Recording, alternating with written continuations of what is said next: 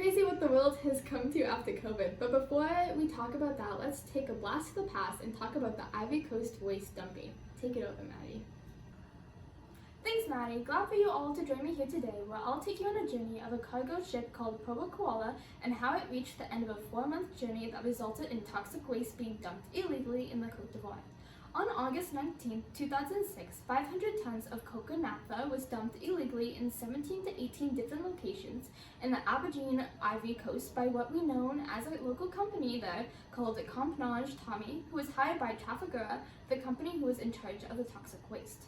The toxic waste that was dumped there was made on board the Provo Koala by a process known as caustic washing, which was used by Trafigura to clean extremely sulfurous petroleum product called coca naphtha. Trafigura washed at least 3 shipments before the ship was carried out overseas.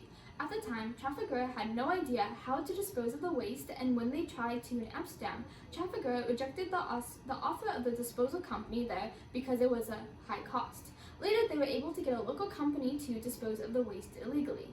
On August 20th, 2006, according to the officials, there were 15 deaths, 69 were hospitalized, and over 100,000 were sought medical treatment after having symptoms of vomiting, nausea, and difficulty of breathing caused by the fumes of the toxic waste.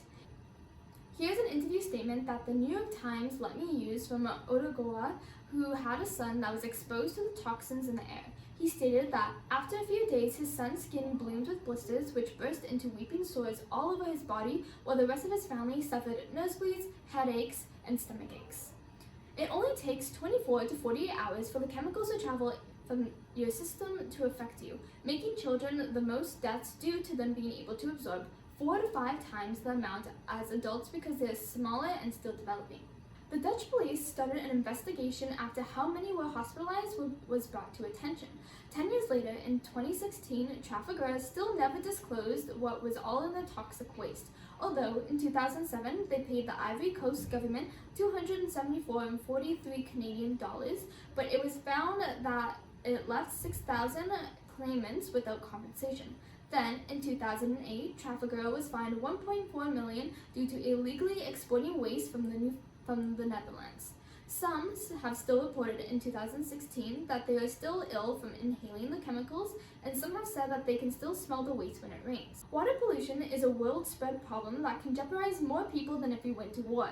It is very difficult to reverse, and the process to cleanse the water can take years or even centuries. Thank you, Maddie, for sharing with us something that we all should work on, pollution. We should care for our environment and not harm it. And thank you all for tuning in. Talk to you soon.